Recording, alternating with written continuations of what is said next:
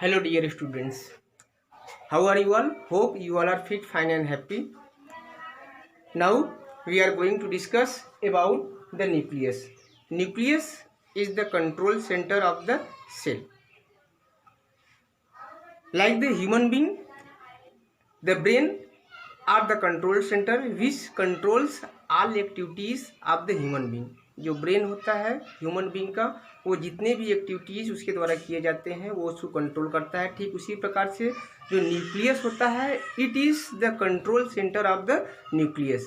ये न्यूक्लियस का control centre होता है that controls all metabolic activities that is performed inside the nucleus. जो न्यूक्लियस में जितने भी एक्टिविटीज़ होते हैं उसको कौन कंट्रोल करता है? न्यूक्लियस।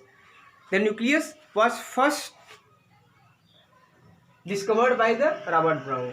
न्यूक्लियस की डिस्कवरी सबसे पहले किसके द्वारा की गई? रॉबर्ट ब्राउन के द्वारा in 1831। Nucleus contains genes. Nucleus genes को कंटेन किए रहता है like the mitochondria and the chloroplast. Mitochondria भी स्वयं का जीन और क्लोरोप्लास्ट भी स्वयं के जीन्स को कंटेन किए रहते हैं। Let's see its structure.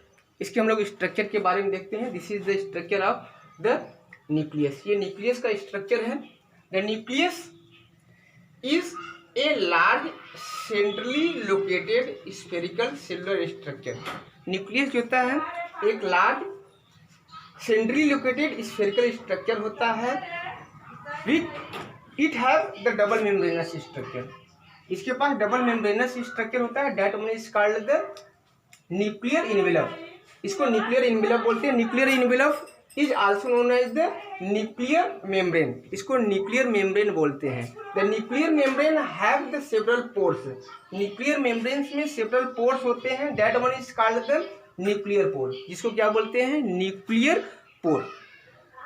जो न्यूक्लियर एनवेलप होता है, nuclear envelope separates the contents of nucleoplasm. जो न्यूक्लियस के अंदर का भाग होता है that one is called the nucleoplasm. Nucleoplasm के अंदर ढेर सारे मटेरियल हो सकते हैं like the enzymes, proteins, nucleic acid, lipids, minerals, nucleoside etcetera. They contains the nucleoplasm. तो जो न्यूक्लियर एनवेलप होता है it separates the contents of nucleoplasm and the cytoplasm. ये साइटोप्लाज्म और न्यूक्लियोप्लाज्म के जो कंटेंट्स होते हैं, जो इन्वायरमेंट्स होते हैं, इसको सेपरेट्स करते हैं।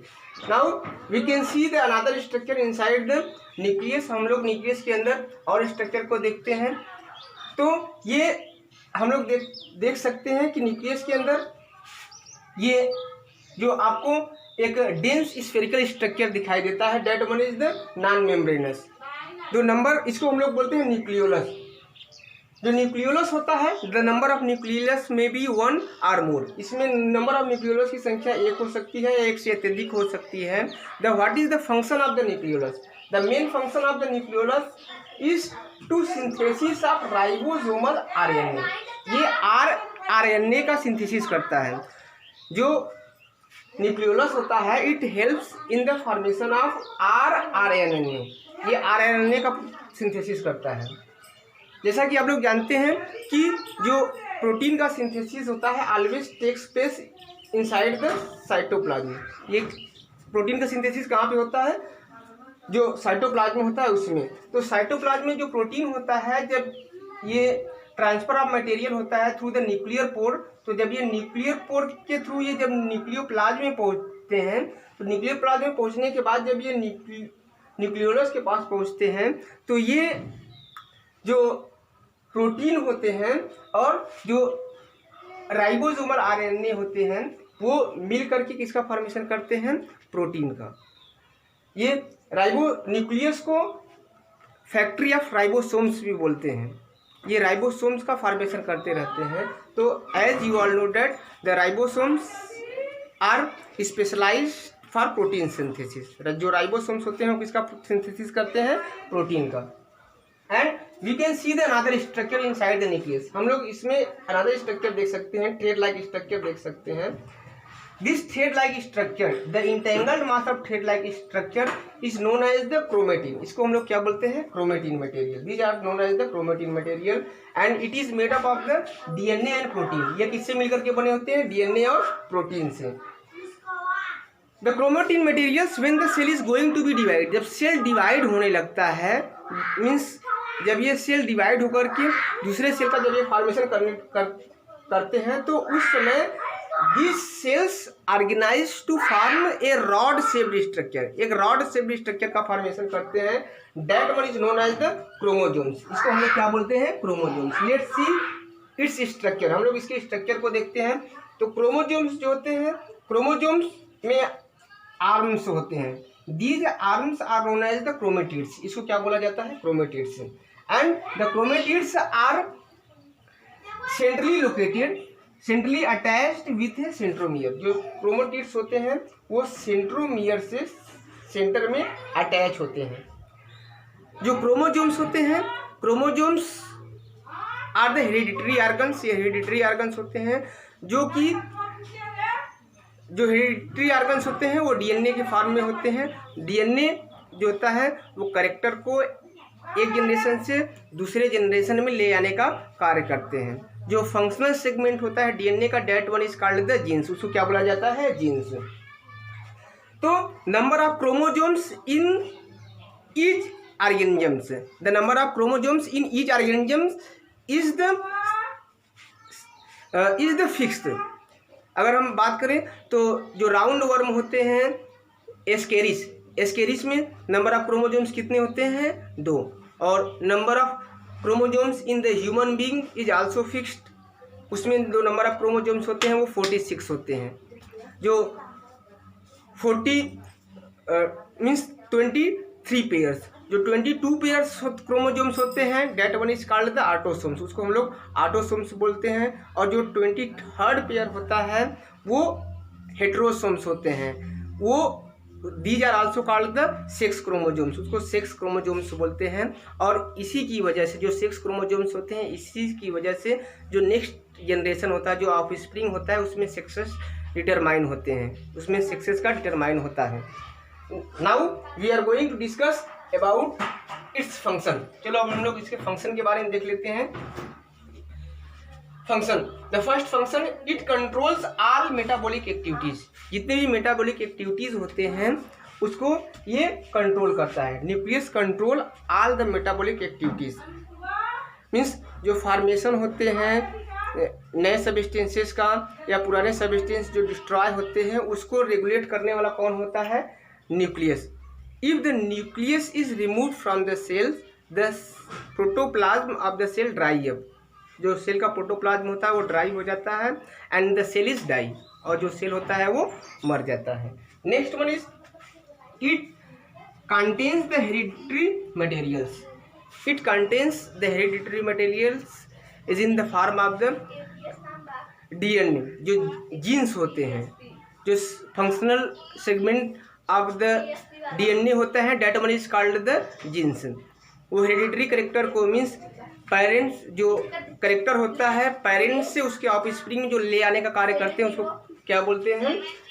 हेरिडिटरी करेक्टर्स होते हैं। मीन्स पेरेंट्स से उसके ऑफ स्प्रिंग में जो करेक्टर आते हैं वो न्यूक्लियस की वजह से आते हैं। Next one is the direct, it nucleus direct the protein synthesis. जो न्यूक्लियस होता है वो प्रोटीन सिंथेसिस को डायरेक्ट करता है। जो प्रोटीन सिंथेसिस होता है वो न्यूक्लियस की वजह से होता है। न्यूक्लियस इसको डायरेक्ट करता है कि प्रोटीन का सिंथेसिस किस जगह पे होता है। वैसे तो जो प्रोटीन का सिंथेसिस होता है वो साइटोप्लाज्म में होता है, और इसके साथ जब ये साइटोप्लाज्म में होता है तो साइटोप्लाज्म के से ये जो मटेरियल्स होते हैं जब अंदर की तरफ आते हैं थ्रू द न्यूक्लियर पोर्स, तब ये राइबोसोम्स के पास, जो न्यूक्लियोलस के पास पहुंचते हैं। तो यहाँ से राइबोसोमल आरएनए होते हैं, ये दोनों मिलकर के किसका फॉर्मेशन करते हैं? प्रोटीन का। तो ये क्या करते हैं? प्रोटीन सिंथेसिस को डायरेक्ट करते हैं। And the last point, it regulates the cell cycle. जो सेल साइकिल होते हैं वो उसको भी रेगुलेट करते हैं। Let's review of whole lecture. जो हमने अभी तक पढ़ा उसको हम लोग एक बार रिवाइज कर लेते हैं। Nucleus is a large centrally located spherical structure. इसकी खोज रॉबर्ट ब्राउन ने 1831 में किया था। जो न्यूक्लियस होते हैं इसके पास स्वयं के जीन्स होते हैं, like the mitochondria and the chloroplast. इसमें जो स्ट्रक्चर की हम बात करें तो इसमें जो स्ट्रक्चर होता है डबल मेम्ब्रेनस स्ट्रक्चर होता है, जिसको हम लोग न्यूक्लियर इन्वेलप बोलते हैं। ये न्यूक्लियर इन्वेलप जो होता है अंदर की इन्वायरमेंट को न्यूक्लियोप्लाज्म से और आउटर साइड के मीन्स जो साइटोप्लाज्म की इन्वायरमेंट को अलग रखने में हेल्प करता है। जो न्यूक्लियर मेम्ब्रेन्स होता है, न्यूक्लियर एनवेलप होता है, दे हैव सेवरल पोर्स, जिसको हम लोग न्यूक्लियर पोर बोलते हैं, जो अलाउ करता है मटेरियल को move in and move out. And the material that is present inside the nucleus that one is called the nucleoplasm. और इसके अंदर जो थ्रेड लाइक स्ट्रक्चर होते हैं, entangled mass of thread like structure, उसको क्रोमेटिन मटेरियल बोलते हैं, जो डीएनए और प्रोटीन का बना होता है। और इसमें जब ये सेल डिवाइड होने लगते हैं तो ये रॉड शेप स्ट्रक्चर में दिखाई पड़ता है, जिसको हम लोग क्रोमोसोम्स बोलते हैं। जो आर्म्स होते हैं उसको क्रोमेटिड्स बोला जाता है। उसकी जो बीच में स्ट्रक्चर जिससे आर्म्स अटैच होते हैं उसको सेंट्रोमियर बोला जाता है। जो नंबर ऑफ क्रोमोसोम्स होते हैं वो प्रत्येक स्पीसीज में फिक्स होते हैं। ह्यूमन बीइंग में नंबर ऑफ क्रोमोसोम्स 46 होते हैं, जो कि मेल और फीमेल में अलग अलग होते हैं। जो मेल में जब जो सेक्स सेल्स होते हैं उसमें ये 23 होते हैं। जो नंबर ऑफ क्रोमोसोम्स होते हैं वो हाफ हो जाते हैं।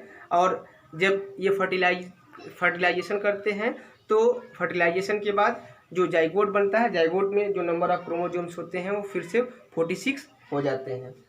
Now let's see its function. इसके फंक्शन के बारे में हम लोगों ने देखा कि ये कंट्रोल करता है जितने भी मेटाबॉलिक एक्टिविटीज़ होते हैं उसको कंट्रोल करता है। And it contains hereditary correct materials. और जो करेक्टर होते हैं एक पीढ़ी से दूसरे पीढ़ी में जाते हैं वो न्यूक्लियस की वजह से जाते हैं। Nucleus also direct the protein synthesis. Nucleus जो होता है प्रोटीन सिंथेसिस को डायरेक्ट करता है। And in the last we have seen it regulates the cell cycle. ये सेल साइकिल को रेगुलेट भी करता है।